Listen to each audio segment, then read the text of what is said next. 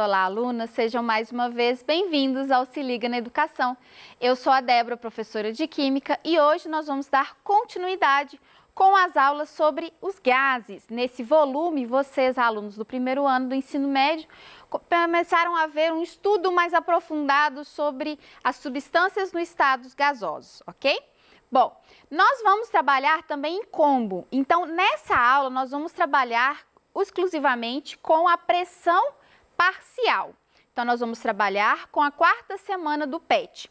Porém, na sexta-feira, nós vamos trabalhar melhor agora com o professor Leonardo quais serão os conteúdos, ali da segunda e da terceira semana que são recorrentes de caírem no Enem. Então, vocês vão trabalhar melhor a lei da cinética e principalmente a equação dos gases ideais, ok? Então, fiquem atentos. Assistam a aula de hoje e não percam a aula de sexta-feira, que vai ser um complemento dessa aula, ok?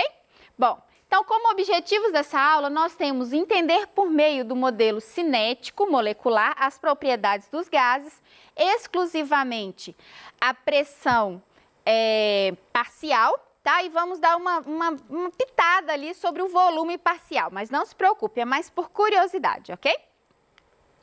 Para entendermos melhor um pouco sobre essa questão das misturas gasosas, vamos entender como que é essa relação do gás, da atmosfera com a nossa vida. Então, os gases, eles interagem com a vida na Terra de diferentes maneiras. Então, por exemplo, o gás oxigênio, ele é essencial para a sobrevivência dos seres aeróbicos, como nós, por exemplo. O gás ozônio, que ele é tóxico aos seres humanos, mas é essencial para filtrar a radiação solar. Então, se vocês se recordam, algumas aulas anteriores, de ciclos anteriores, eu falei a respeito disso.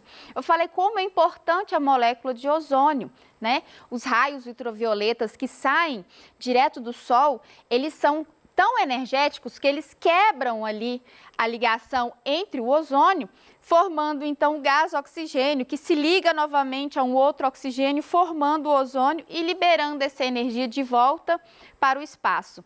Então, olha só como que é importante cada um desses gases. E ainda tem mais, vamos continuar. Bom, o gás carbônico e o vapor de água são responsáveis por manter as condições de temperatura na Terra. O gás carbônico também é responsável natural por deixar a chuva ácida. Então, tá aí dois fenômenos, que alguns alunos confundem, que é o efeito estufa e a chuva ácida. Quando nós falamos do efeito estufa, gente, o efeito estufa é algo natural que acontece na atmosfera terrestre e é essencial para que haja vida. Por quê? Esses gases, eles conseguem manter uma determinada quantidade de energia na atmosfera, o que conserva a nossa variação de temperatura. Se não fosse esses gases, não seria possível haver vida aqui na Terra. Por quê? Porque nós não conseguiríamos nos adaptar a essa variação tão grande de temperatura, ok? Outra coisa seria o gás carbônico, mais especificamente o ácido carbônico, que faz com que a chuva seja levemente ácida, ou seja, a chuva ácida, o fenômeno da chuva ácida, ela é natural. Porém, com o avanço tecnológico, com o avanço do consumo, chega então a esse terceiro ponto. A ação antropológica aumenta a emissão de gases na atmosfera. O que isso vai afetar? Vai afetar que vai haver um desequilíbrio agora sobre esses gases, sobre essa mistura. Então, a chuva será mais ácida graças à queima de combustíveis fósseis, porque nós eliminamos óxidos de enxofre e de nitrogênio na atmosfera. E esses gases na atmosfera reagem formando ácidos muito mais fortes do que o ácido carbônico, fazendo com que essa chuva seja muito mais ácida, prejudicando lavouras, prejudicando até mesmo monumentos históricos. Quanto ao efeito estufa, esses gases aprisionam ainda mais a energia que nós liberamos aqui da Terra, da parte da estratosfera, o que faz com que aconteça um aquecimento global. Então, o fenômeno aquecimento global é algo que é provocado pela ação do homem, ok? Então, olha só como que é interessante essas relações entre a nossa vida, o nosso bem-estar, com essa relação das misturas gasosas. Por isso, é extremamente importante você, estudante, entender como que são as propriedades, o porquê de algumas características exclusivas dos gases. E hoje nós vamos dar continuidade nesse assunto. Vamos lá? Bom, como vimos, as substâncias elas podem ser iônicas, metálicas ou moleculares. As substâncias iônicas e metálicas, exceto o mercúrio, são sólidas. As substâncias moleculares podem ser encontradas nos 3 estados de agregação. Então, olha só, quando eu tenho substâncias moleculares, quer dizer substâncias que fazem ligações covalentes entre si. Elas podem estar no estado sólido, um exemplo disso, o diamante. Elas podem estar no estado líquido e ainda estar no estado gasoso. Então, oxigênio, o hidrogênio, o nitrogênio, esses gases que compõem a mistura gasosa atmosférica, eles são formados por moléculas, ou seja, por átomos que fazem ligações covalentes entre si, ok? E vamos lembrar rapidamente sobre esses 3 estados de agregação? Então, no estado sólido, nós temos os nossos átomos, eles estão vibrando, porém eles têm uma forma específica. Quando eles passam para o estado líquido, aumenta-se a energia, a interação entre esses átomos é menor e eles começam a perder o volume, ou seja, eles passam a adquirir o volume que tem o meu recipiente. E os gases? Os gases, eles recebem muito mais energia, então eles estão em movimento muito mais acelerado do que no estado sólido. Logo, as interações entre eles são mais frágeis, porém existem. E eles ocupam um espaço de todo o local. Então, se eu tiver uma seringa fechada e tiver gás ali dentro, e depois abrir essa seringa, o que tiver ali dentro vai ocupar todo o espaço local onde você estiver aberto, né? Onde você abrir ali aquela seringa.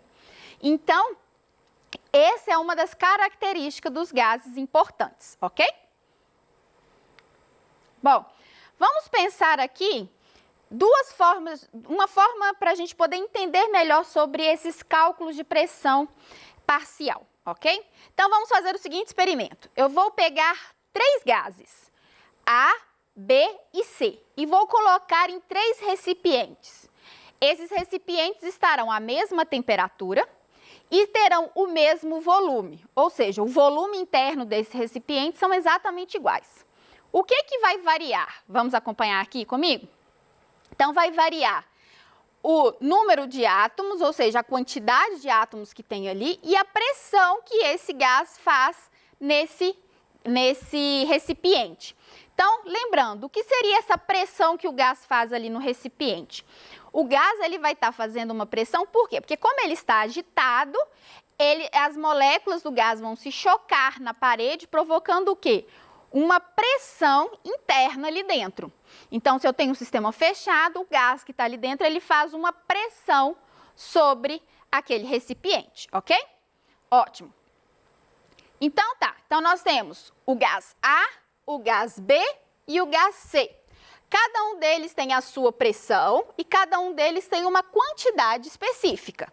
Cada um deles tem uma quantidade específica dentro de cada um desses vidros, ok? Desculpa, desses recipientes. Agora, imagine uma segunda situação. Eu coloquei todos esses gases num outro recipiente com o mesmo tamanho, ou seja, ele tem o mesmo volume interno e a temperatura é a mesma. Então, vamos pensar, o número total de moléculas que vai ter aqui dentro vai ser o quê? Justamente a soma do número de moléculas do gás A, o número de moléculas do gás B e o número de moléculas do gás C. Então, o número total ali dentro vai ser o quê? É a quantidade de moléculas que havia em cada um daqueles recipientes separados, ok? Então, nós vemos que o número total vai ser igual ao Na mais Nb mais Nc. Lembrando que esse N remete à ideia de número de mols, tá? Ok. A pressão que vai haver aqui dentro é uma pressão maior do que aquelas individuais. Por quê? Porque é uma pressão agora dos 3 gases dentro de um único recipiente. Concorda comigo? Então, seria possível a gente dimensionar qual seria essa pressão? Ou ainda, dimensionar qual seria a pressão que cada um daqueles gases faria nos seus devidos recipientes? Bom, a pressão parcial é justamente isso. A pressão parcial de um componente de mistura gasosa é a pressão que ele possuiria se estivesse sozinho no mesmo volume e a mesma temperatura em que se encontra a mistura. Então, para me saber a pressão total ali, eu precisaria saber qual é a pressão que cada um desses gases faria individualmente. Então, a pressão total é a pressão da mistura e a pressão parcial é a pressão dos gases individualmente, num recipiente com o mesmo volume e na mesma temperatura, ok? Para a gente poder fazer uma dedução matemática, nós vamos utilizar essa fórmula da lei do gás ideal, que é PV igual a nRT. Como eu disse, vocês vão trabalhar melhor essa fórmula com o professor Leonardo na sexta-feira. Não percam essa aula, hein? Bom, então vamos lá. Vamos usar para o componente a pressão parcial A. Então, PA refere-se à pressão parcial, a pressão parcial do gás A, ok? Ótimo. E o Na é o número de mols do gás A, certo?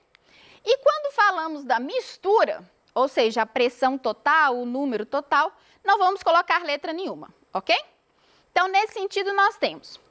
Bom, se formos calcular a pressão parcial, vamos precisar pegar essa equação e dividir pela equação da mistura, ok? Observe que nós temos algumas constantes, ou seja, alguns valores que não vão variar. A temperatura, o R, que seria uma constante, e o volume, uma vez que os recipientes têm exatamente o mesmo volume. Então, essas letras nós podemos cortá-las, ok? Então, o que é que nós vamos ter? Que a pressão parcial vai depender da quantidade de gás A, da quantidade de gás na mistura e da pressão da mistura. Se trabalharmos essa equação de forma melhor, nós vamos perceber que, isolando o PA, eu chego nessa fórmula, onde o número de moléculas do gás A dividido pelo número de moléculas da mistura vezes a pressão da mistura é igual à pressão parcial. E uma dica que eu dou para vocês, esse valor Na dividido por N, ou N total, é chamado de fração em quantidade de matéria, ou fração em mols, e também pode ser representada pela letra X. É uma porcentagem de quanto daquele gás tem no todo. Então, tem 20%, tem 30%, é 50% da mistura? Então, o quanto que representa desse gás, ok? Bom, então, seguindo aqui, nós sabemos que a quantidade total de gás que vai ter ali dentro daquele recipiente vai ser igual à quantidade de cada um dos gases separados. Vou somar todo mundo, certo? E a pressão parcial, como que seria esse cálculo? Bom, se isolarmos na fórmula PV é igual a nRT, nós vamos ter cada uma dos meus gases, certo? Beleza. Se eu substituir essa segunda linha pela primeira, eu vou ter a seguinte equação. Então, observe que a única coisa que está variando aqui é justamente os valores de P. PA, PB, PC e o P da mistura. Se eu fizer uma manobra matemática e deixar em evidência os valores que se repetem, eu vou observar que eu posso cortar esse VRT. Logo, o que eu vou ter? Que a pressão total é igual à soma das pressões parciais. Então, lá naquele caso que eu passei para vocês, se eu sei a pressão parcial de cada um deles, eu sei exatamente qual é a minha pressão total. Vamos trabalhar aqui nesse exemplo. Então, observe aqui, eu tenho o gás A nesse cilindro, o gás B no outro cilindro. E existe uma conexão que está fechando, impedindo que esses gases se conectem. Ok. E eu tenho aqui um mostrador que me indica a quantidade de pressão que eu tenho do gás B. Quando eu abro, no caso, essa conexão, o meu gás A vai, então, para o gás B, certo? Observe que existe, então, aqui uma mudança da pressão, a pressão se altera.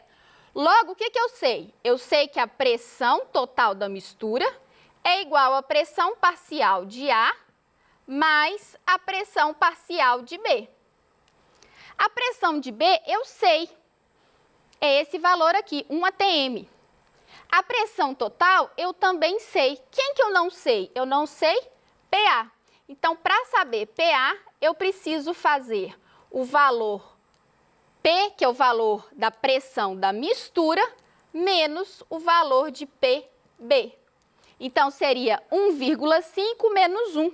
Então, eu tenho que PA será igual a 0,5 atm. Observe que parece ser algo bem simples, né? Só que vocês precisam entender todo esse processo para poder compreender aqui o porquê que a pressão parcial é considerada, a soma das pressões parciais é a pressão total, certo? Bom, dando continuidade aqui, de forma bem similar, o volume parcial vai ser exatamente igual. Então, o volume da mistura é a soma dos volumes parciais, ok?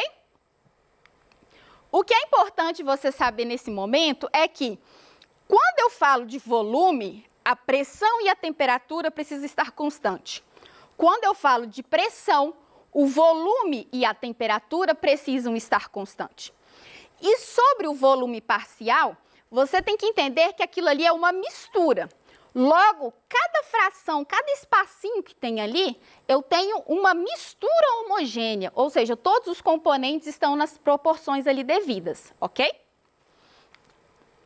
Vamos ver um exemplo rapidamente aqui. Eu tenho uma mistura gasosa constituída por 12 gramas de hidrogênio, 32 gramas de metano e ocupa um recipiente de 100 litros. E exerce uma pressão de 2 atm. E nós precisamos descobrir a fração em mols, a pressão parcial e o volume parcial. Então, olha só, a fração em mols. Se vocês recordam, a fração é o quê? A quantidade de a massa dividido pela massa molar. Logo, eu vou ter os seguintes valores. Então, eu vou ter 6 mols para o gás hidrogênio e 2 mols para o gás metano. Quando vamos calcular as frações em mols, nós precisamos deixar tudo em mols. Então, o valor total da mistura, quanto que é? Os 6 mols mais 2. Então, o total da mistura é 8 mols. E os valores parciais são os valores que nós encontramos. Então, diante disso, a gente encontrou 0,75 e 0,25. Quer dizer que, no todo, 75% da mistura é gás hidrogênio, e 25% da mistura é gás metano. Para achar a pressão parcial, o que nós precisamos fazer? Utilizar essa fórmula. Então, nós vamos ter tanto a fórmula para o gás hidrogênio quanto para o metano. Observe que esse NH2 dividido por N, nós já calculamos no exercício anterior. Então, é só usar essa fração e multiplicar pela pressão total, que o exercício também já me deu. Eu vou ter aqui 1,5 atm e 0,5 atm. E o volume parcial, de forma muito similar, vai usar exatamente a mesma fórmula. Então, nós vamos ter aqui o volume parcial do gás hidrogênio, o volume parcial do gás metano, vamos usar a mesma fração e vamos agora trabalhar com 100 litros, que representa, então, o volume no meu recipiente, ok? E aí eu tenho esses valores, 75 litros e 25 litros. Bom, eu espero que vocês tenham compreendido a aula de hoje. Ficou alguma dúvida? Deixe suas dúvidas nos nossos canais de atendimento. Vai ser um prazer respondê-las aqui no nosso Momento ao Vivo. No mais, um grande abraço virtual e até mais!